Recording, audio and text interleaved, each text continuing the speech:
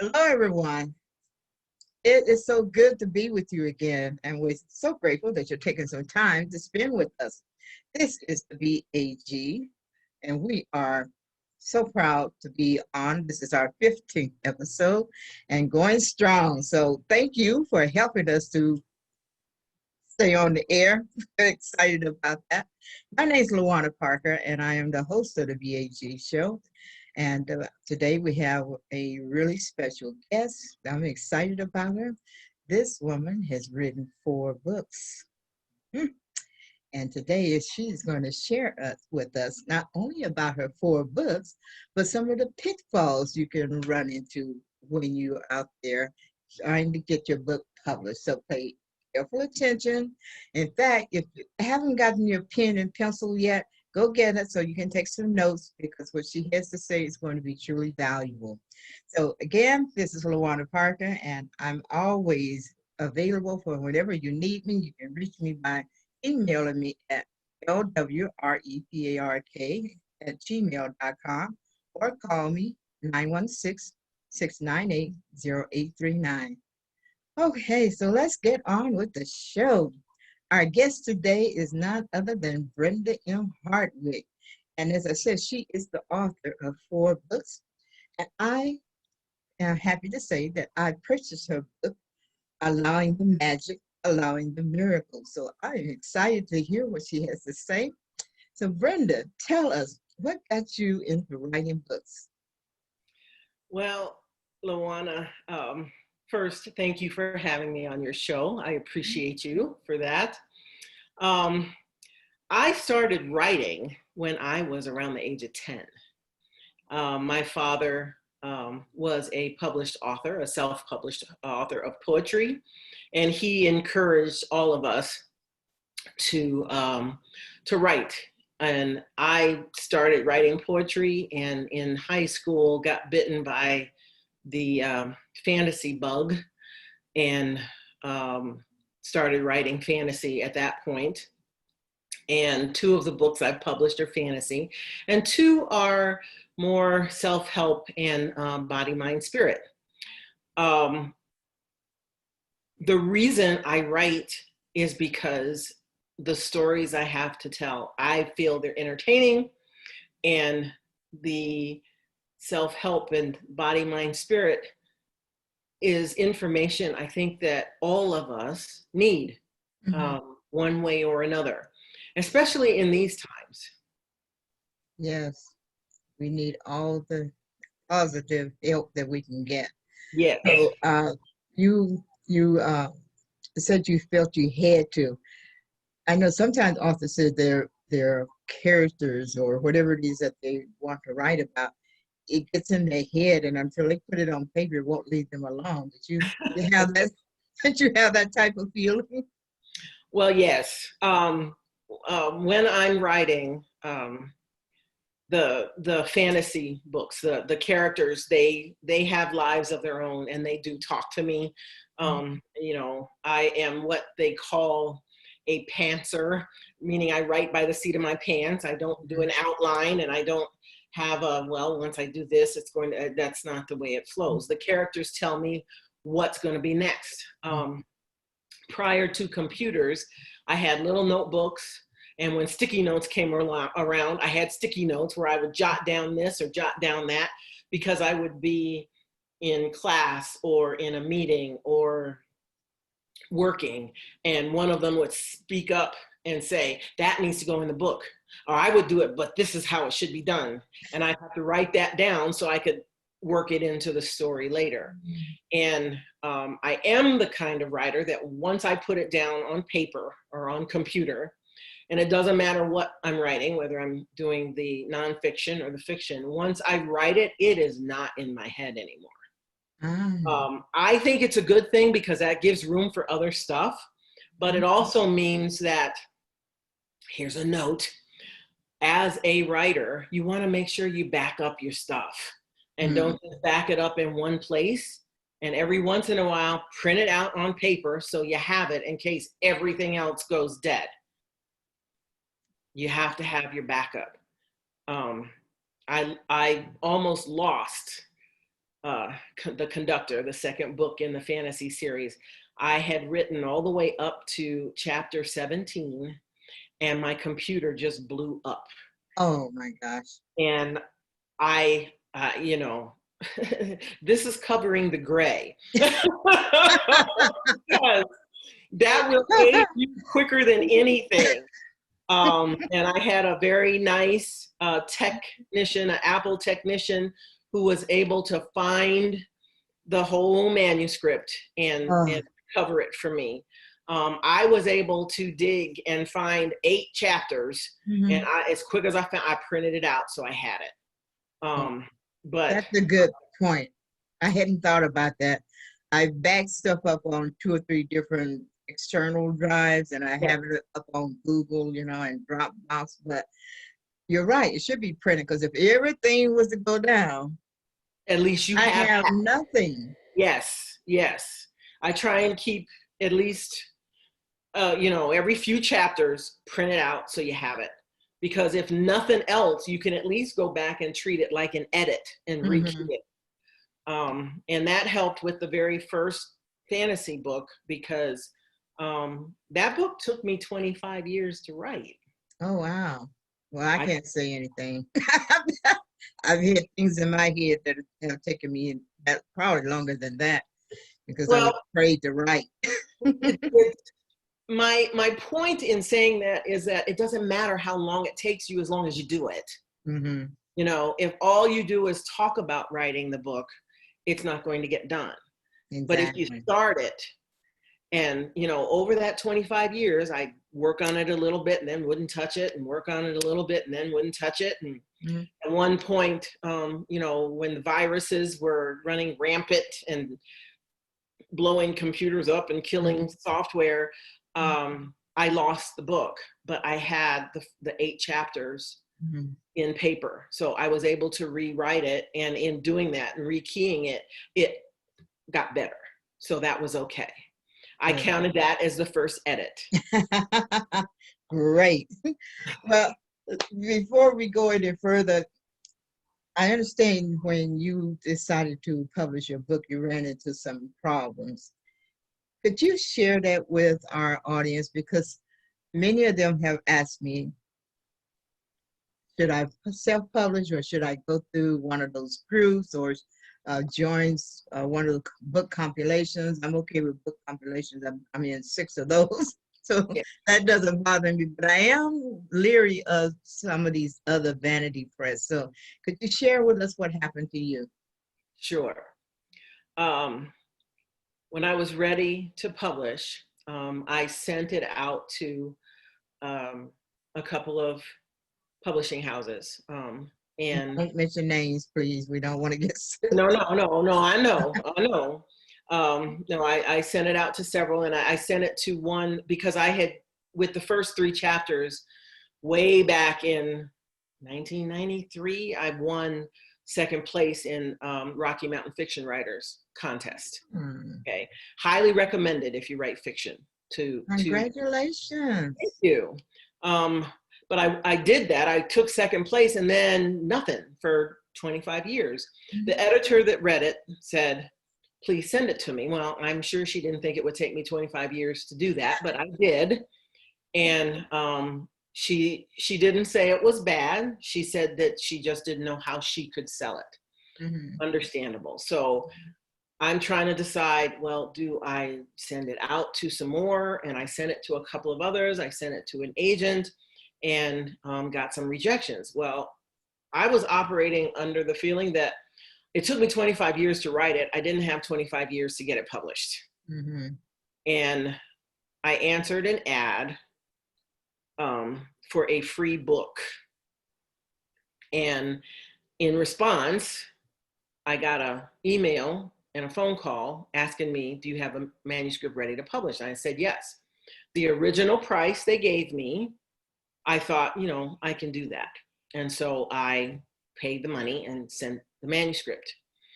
And that piece worked pretty well. They told me what an edit would cost. They edited the first 20 pages for no charge. And I took it and had someone else edit it for me because editing is not inexpensive. Oh, Um, true. yeah, yes. And then I sent it back and said, it's ready to go. Well, being unknown, unknowledgeable, and I didn't know what I didn't know, they started upselling me. And you need to do this, and you need to do this, and we can do this. And everything had a price tag on it. Mm-hmm. I will tell everyone who writes and wants to be published, the money goes to you, not from you. If you are being asked to pay for anything, except for your edits, that's going to cost you. Okay? If you're being asked to pay for anything other than the things you have to make it a book, your edit, your ISBN number, and if you publish through the top seller, you can do all of that for free, but there are drawbacks to that too. Everything has a price. The promise of marketing and placement. What I learned was most of the packages I purchased, and I spent a bit over $20,000. And out of the packages I purchased, once I got into things and started looking and reading, I realized that what they were charging me, I could have done myself for a small portion of what I paid them to do. And everything they promised they would do didn't come out as they said it would. All said and done, for that little over $20,000 I paid, I got one royalty check for $85. Wow. And that by that year, I realized I had made a mistake. The language, unless you are used to reading contracts, the language is confusing, and they know that they're playing on your excitement, and they know that they're playing on your lack of knowledge. And they just keep running it up and running it up. Yes, and they also sounds like also they count on you not saying anything because most people tend to be embarrassed that they got caught in a situation like that, and they don't want to admit it. And so I think they count on that. That way the word doesn't get out and they can continue doing what they're doing. Yes. I'm so sorry that happened to you. Not to confuse book compilations, though. There are people who do book compilations, and you pay for that too, but they do deliver what they say they're going to deliver, and they don't make extra promises to you. But still be careful of those too. Yes, well, and book compilations are a bit different because you have a group, or it's usually more than one person that is putting together stories or testimonies or whatever. You just want to read the fine print in the contract. You just want to read it. And those typically do cost some to get your work into, but they promise a deliverable. Yeah. Okay, which is not always tangible when you're looking at your own work and working with one of these other companies.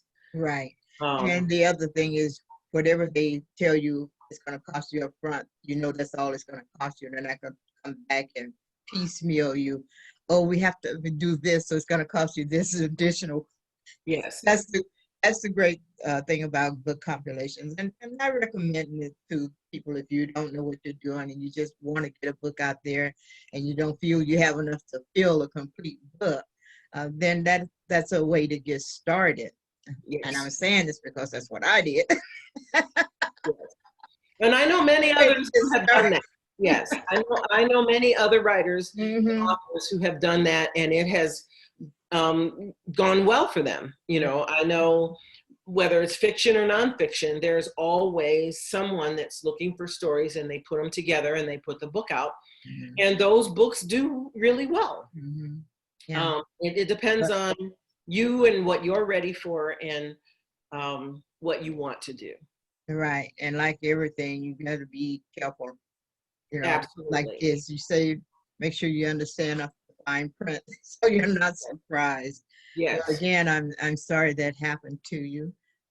But there's always somebody out there that's eager to take advantage of the excitement. I don't know about you, but I am truly grateful for the way that we can publish books today. And Oh, yes. uh, and self-publishing is acceptable. There's one, Yes. it Yes. used to be a negative, you know? So, Yes. but today, oh boy, it's Yeah. awesome. It's awesome. And self-publishing is giving the traditional publishers a run for their money. Oh They yes. certainly are. They are going to have to think about what they're doing if they want Yes. to keep up. Yes. Otherwise, they'll be left by the wayside like so many companies that we thought would never disappear, you know?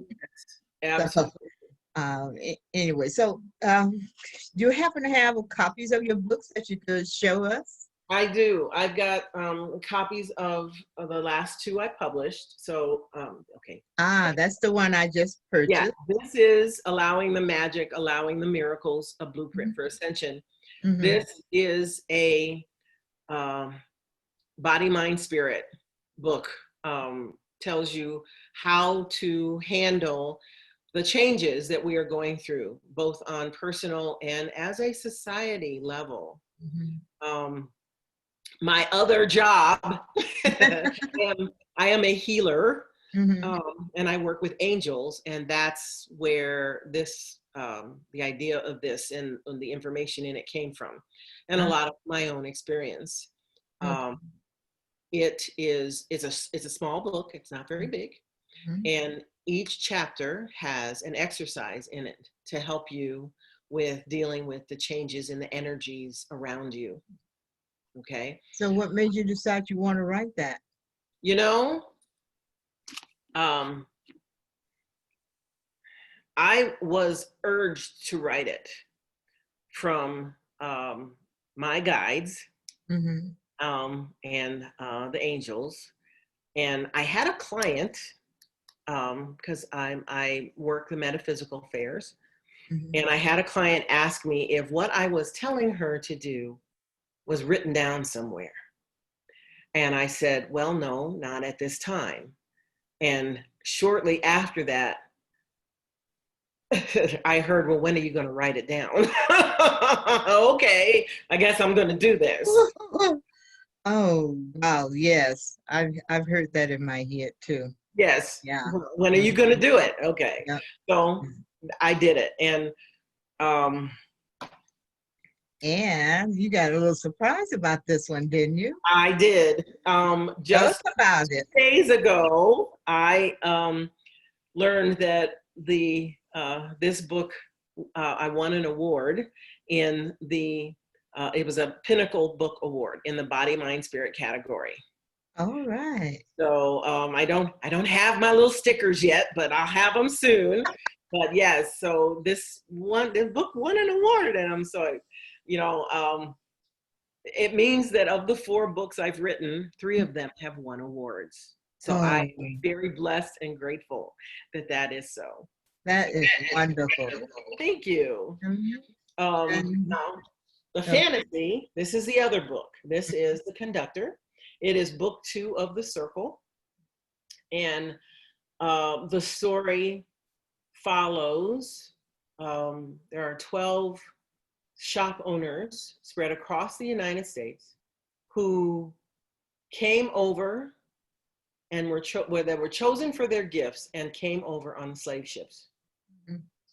So they are like 400 years old and kind of tired. And it's set in today, and there's magic, there's murder, the handling of racism is part of it. The series, I'm working on the 3rd one now. The first one was Harlem Angel. Mhm. There's that one. It's Harlem Angel. That was the first. Uh-huh. and then the conductor, and the third one is going to be called Freedom Rings. And each one of them touches a point in African American history, but the story is fiction. And it's, I think it's interesting for me because it's been fun writing it. The bad guy is really not a nice guy. And my heroine is a young African American woman who was reluctant to accept her gifts. And I've had fun writing these. This book and Harlem Angel also. Harlem Angel won a Colorado Independent Publishers Association EVVY Award, EVVY. And I won a Merit Award with Harlem Angel. I just received word about a week ago that the conductor has also won. I don't know which one yet, so I'm hoping for first, but I will take whatever. It's September, I think it's Labor Day weekend that the announcements will be made. So I am truly an award-winning author. Well, congratulations to you. That is so wonderful that Thank you. Oh my God. And you know, when I saw those two titles and I was thinking to myself, what made you come up with that? Those, I mean, I saw that it was a young girl who had been selected with a gift that she didn't really want to take on. And how did you come up with that? Now, your imagination, I thought I hit a good one, but you stay there, girl. Thank you. You know, when I started writing, way back, almost 27 years ago now, the first time I entered the Rocky Mountain Fiction Writers contest, and they do it every year, I tried to write a space soap opera that had love scenes in it, and I realized that I was really not good at that. The editor that read it handed it back to me and said, "This is going to be your closet novel." I said, "What do you mean, my closet novel?" And she said, "You're going to go home and you're going to stick this in the closet." She was being very nice and not telling me that it sucked, because it did. And now I didn't have a closet I put it in, but I had a file cabinet, and I still have it. And every once in a while, I go back and read those first opening pages, and it's like, well, boy, that really was bad. But when I put it away and I sat down at the computer, I said, well, now what am I going to write? And the story just started. I put the first lines down, and the character Soraya and the Harlem Angel is set in Harlem. The shop owner in Harlem, her name is Iona Mabutu. They just came alive, and they started talking, and I was seeing it through Soraya's eyes, and the story just flowed. All I had to do was sit down and type. And I have a spreadsheet that I've got all the characters and all the shops and what city they're in and who the apprentices are, because otherwise it's a lot to try and keep track Try to of. remember. Yeah. Absolutely. But each one, you know, as I finished the conductor, as I put the last few lines in, the characters started telling me, well, this is going to happen. This is how this is going to go in the next book. This is where this is going to go in the next book. And at one point, I heard myself say, okay, you guys have to wait. Let's get this one done, and then we'll start. Then we'll start on the second book, because or the next book, because it was confusing, and I was beginning to mix things up. So the programs that I've used, you know, there's lots of writing programs out there. I love that they have a place where you can put notes. Which program do you use? I was using Scrivener when I wrote The Conductor, but it's a robust and very large program that I just struggled with. And I just think because it does so much, I had trouble with using it. Maybe I'm just old. I don't know. Well, I'm right there with you because I couldn't figure it out either. So When it's I have just to, sitting there on the computer, but it yes, doesn't get used. when So if I have would to you sit down, recommend one? yeah, if I have to sit down and go back and look at the book to figure out how to do what I want to do because I can't remember, that's too much. Yeah. So I'm using a program now that's called Dabble, and it's an online program. It's got an app to it so that you could use it on your phone, but I haven't downloaded that yet. But when I open it up, the last pages I worked on there, the last couple of chapters are in there, and you're able to save it. So I've saved it to my hard drive. I've saved it to Dropbox at least once, and I like that. So it's not all in just one place. Not everybody will like that because it's not housed on your computer. But I have learned I can't trust my computer for everything. So.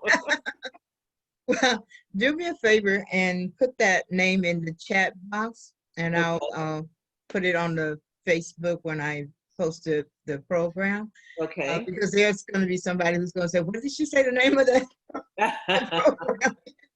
And when they go to find it, do they go and look for that name, or is it part of something else?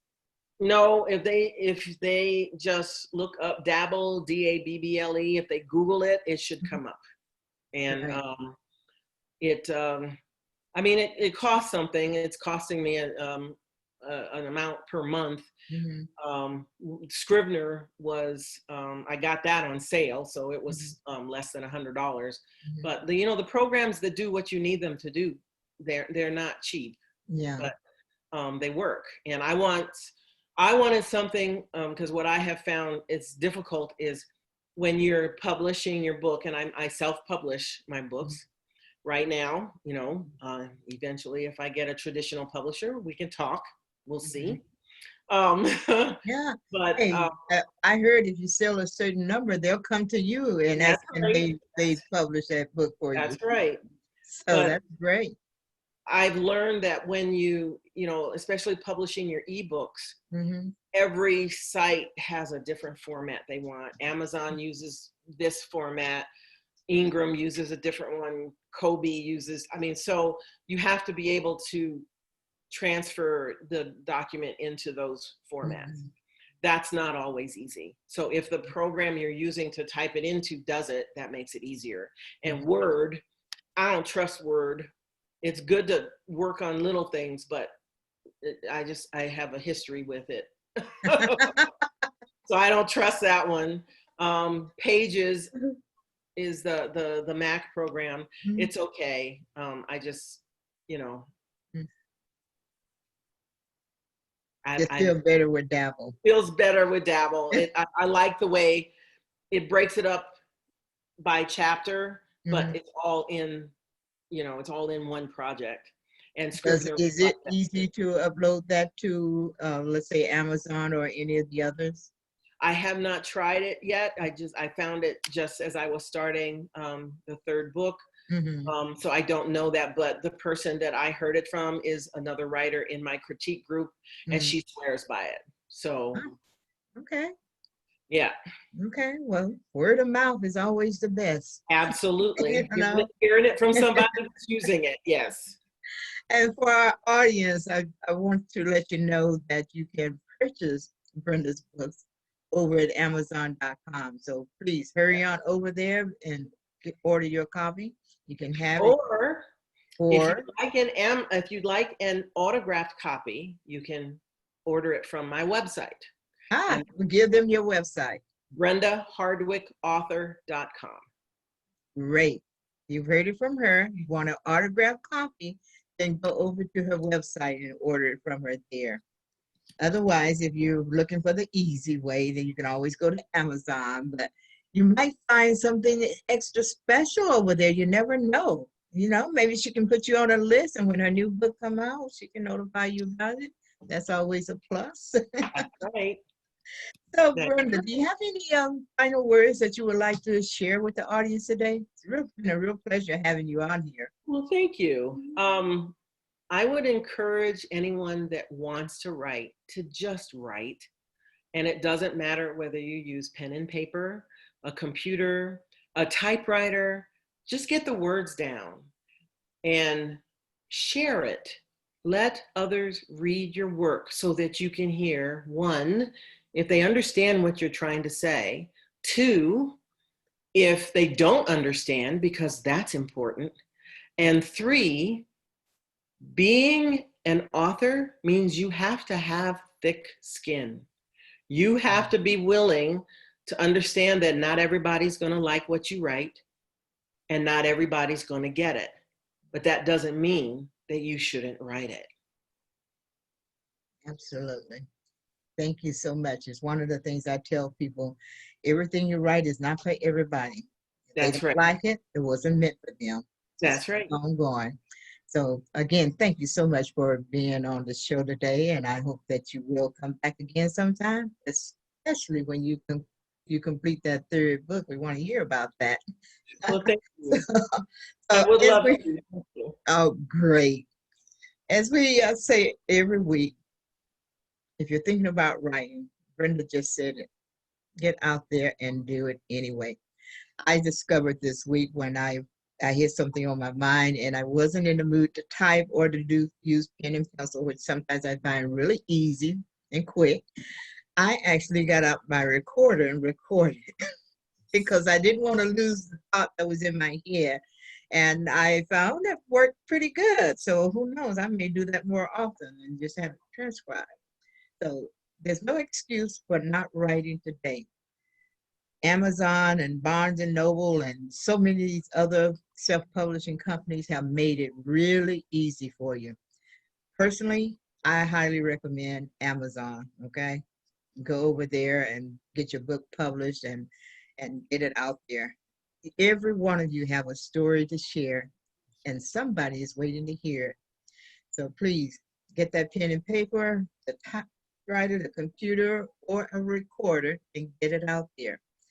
So again, if you need any kind of help with anything, you can always contact me by emailing me at lwrepark@gmail.com or call me 916-698-0839. And as I always say, stay safe and keep the faith.